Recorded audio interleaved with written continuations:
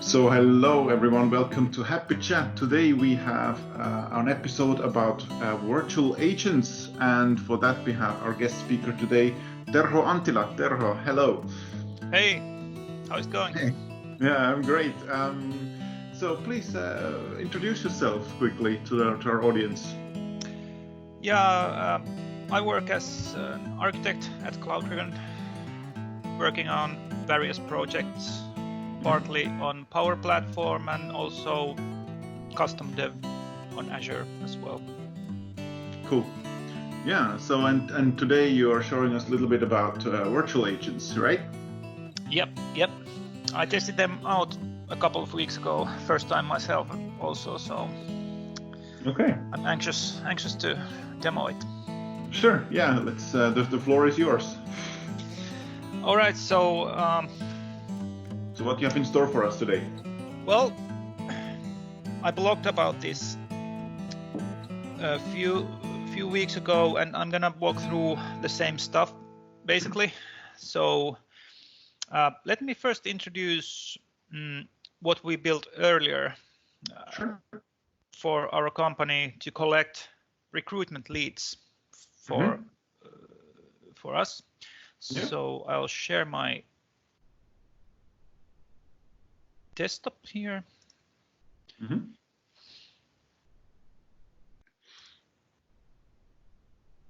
Yes, here we go.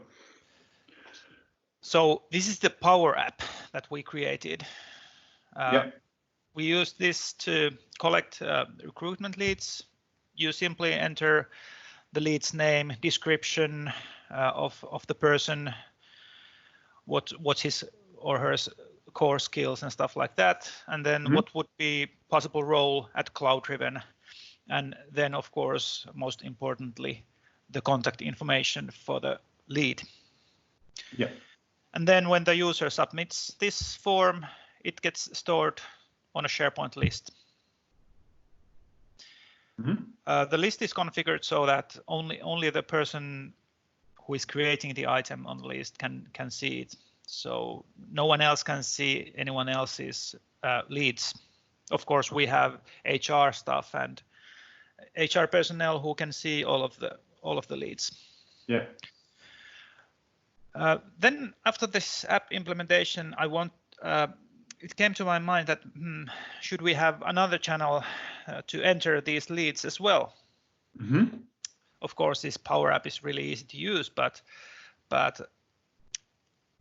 I had heard about this thing called Power Virtual Agents. So I thought that maybe I could create a bot that could be used to collect the same information interactively from users. Yeah, makes sense. Yeah. So that's what I wanted to try out, and it turned out that it was really possible to do. Maybe now I will demo the actual bot in action. Oh yeah, cool. Yeah, I mean, when we look at filling in forms versus having a conversation with the bot, I guess in terms of user acceptance, it's much better to talk to a bot than typing in a form. Or what was your trigger behind that? Well, yeah, pretty much that, because I've always been interested about bots. I have played around a bit with Azure bot framework, but it gets kind of complicated using that. So I was wondering if this Power Virtual Agents could make things simpler. Yeah. Of course, in the background there is Azure bot framework running, even under the PVA, but the user experience creating a bot flow with PVA is really nice. So. Okay, cool. Yeah, I'm curious to see that. Okay, let's see the demo first. Yeah, let's I have created a Teams app out of the Power Virtual Agent. So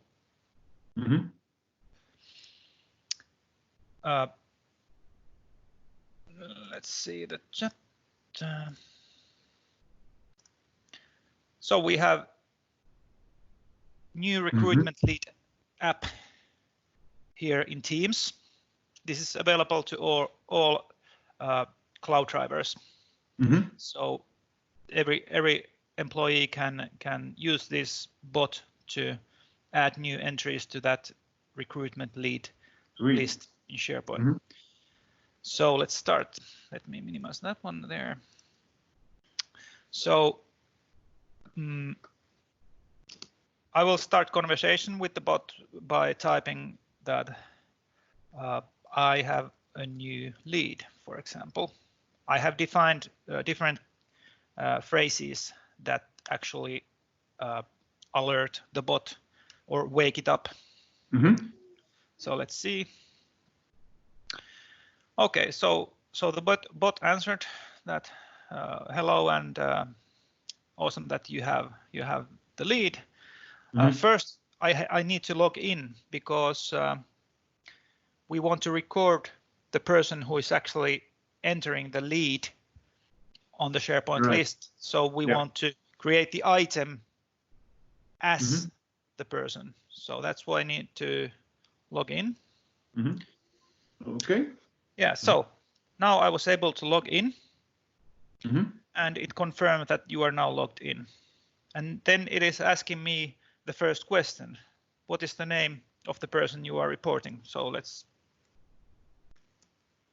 type in Jussi Mori, for example.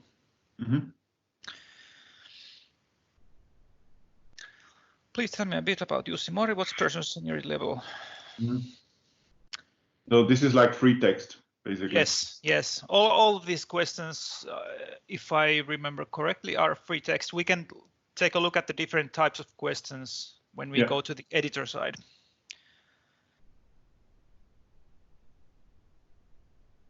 Something like that. Okay, how can we reach this person? Please provide at least email or phone number.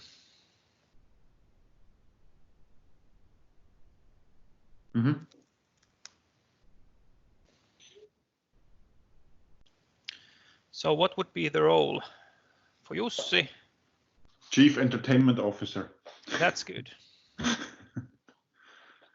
How do you actually spell chief? CHIEF.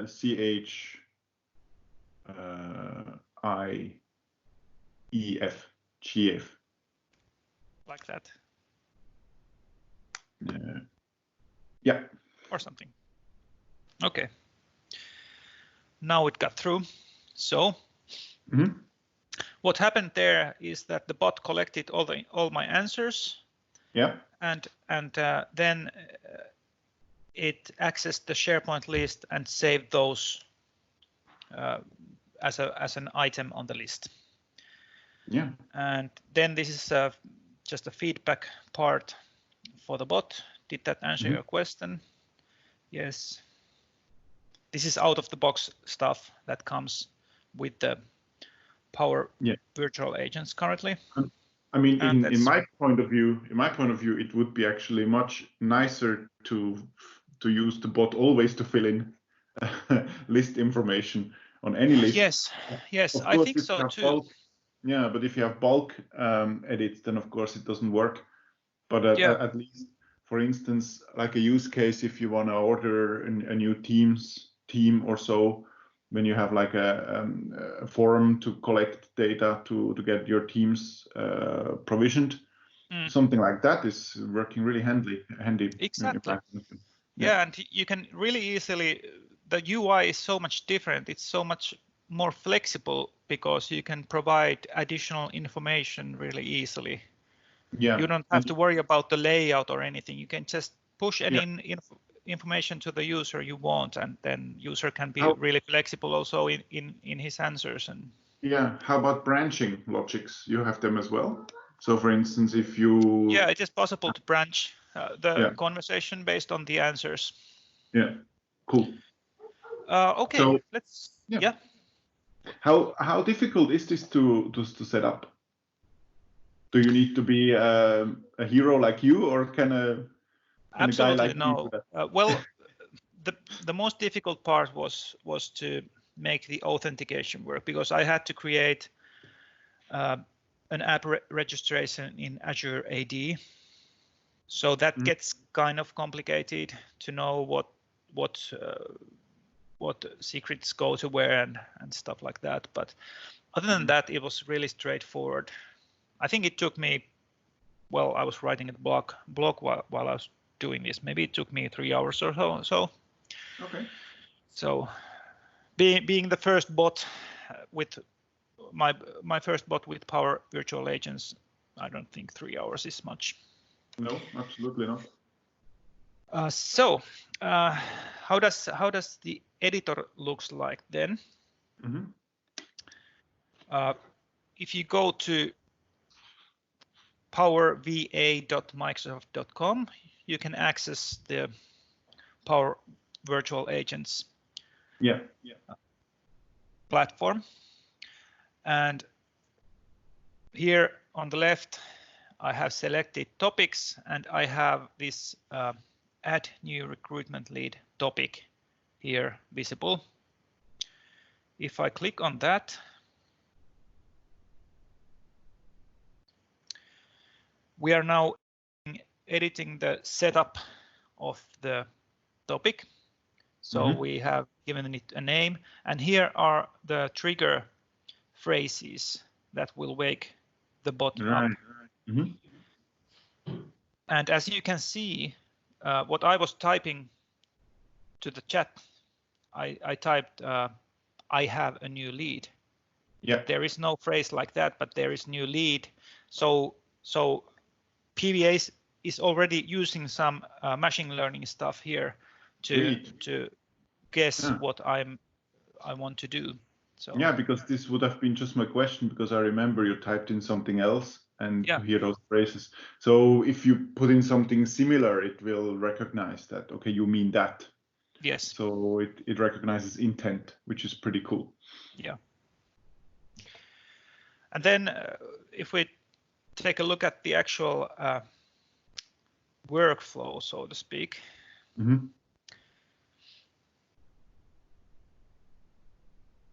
Here it is in all its simplicity. So we start with the trigger phases. And then we can send user a message.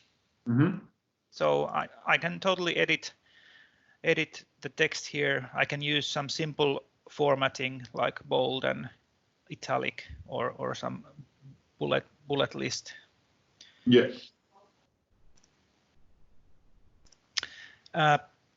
Then the first thing I want to do is to authenticate the user. So we are using this authenticate action, but before this works, we have configured the app registration in Azure, and then we have configured those values on this authentication tab here. Just one question for my understanding. So why was it so that you needed to have the authentication separately again? Wasn't there a way to kind of pick up the user who is already logged in right now? Actually, yeah, that's how it works. If the user has already logged in with the conversation, then the authentication happens in the background automatically. Okay. But for the first time, you need to authenticate.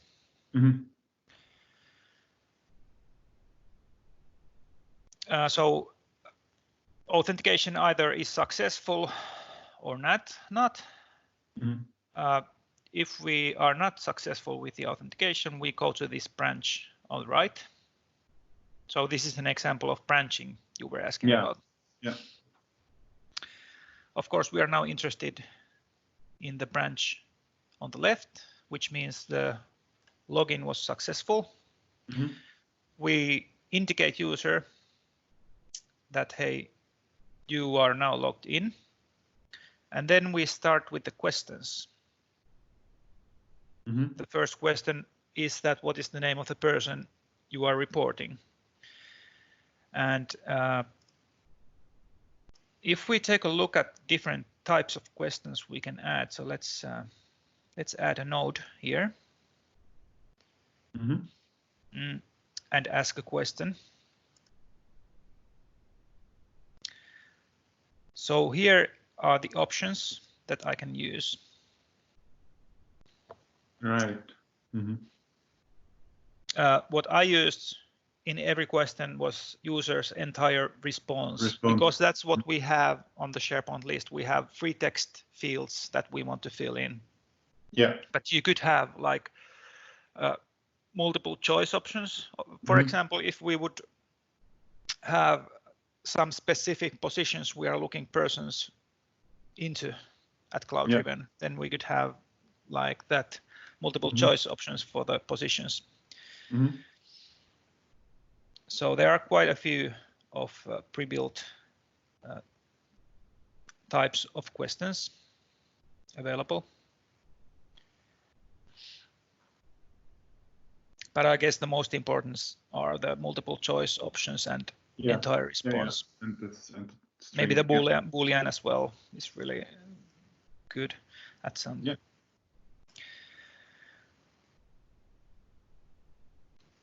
Okay, so now when I added multiple choice option step here, it automatically added a condition branch as well. So based on the option the user selects, we can divide the logic into different branches. So is it so that the answers you collect through the bot are first saved in a variable and then afterwards sent to the SharePoint list? Yeah, each action actually each question defines a variable. I can edit the name of the variable. Right. Yeah. Yeah, got it. Yeah. So, and then we can use these variables later in the flow to collect and send those that information to SharePoint, for example.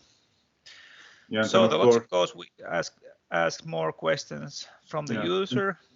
And then of course you could trigger a flow as well. Then when the bot is basically sending the information to a SharePoint list, the new item is created, that could then trigger another flow which does something else. Yeah. And actually we are using flow to do the initial saving as well. So this final action here in the workflow is actually triggering a Power Automate flow. Yeah.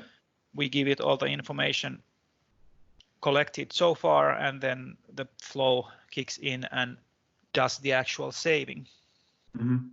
But we are authenticated and we are passing the auth token. We're using that auth token, which is the token of the actual user who signed in. So that allows us to create the list item with real users token. Sweet. Cool. So actually, if even I understand this. Yeah. So here is the list. We have, for collecting these, I have hidden some sensitive information from it, but here we can see the last item is the one I entered, and we can see that the created by information is me, myself. Yeah. So the authentication works. And then the final step is to thank the user, thank the user for the new lead. Hey, this was very interesting. One final question, Terho. How is the licensing for this? How does it work? Do you know? Actually, I do not know. Okay. And I think this is not even G8 yet, so the licensing might change. But I guess we should take a look at that actually. Yeah. All right. This is was very interesting. So to get started, so we have had the discussion already. So what is the kind of the prerequisites what you need in order to get started for this? Well, of course, you need the regular Office 365 license to create anything in Power Platform. Yeah. But having that, just go ahead and browse to powerva.microsoft.com and you're good to go. So basically, go with the flow. Yeah, well said. Okay, cool. Hey, thanks a lot for this. This was super interesting. I will, of course, send more links to the video description below. So thanks, Terho, for joining this Happit Chat, and I wish you a really great weekend. You too, Jussi. Thanks for having me. Yeah, of course. Bye-bye. Bye.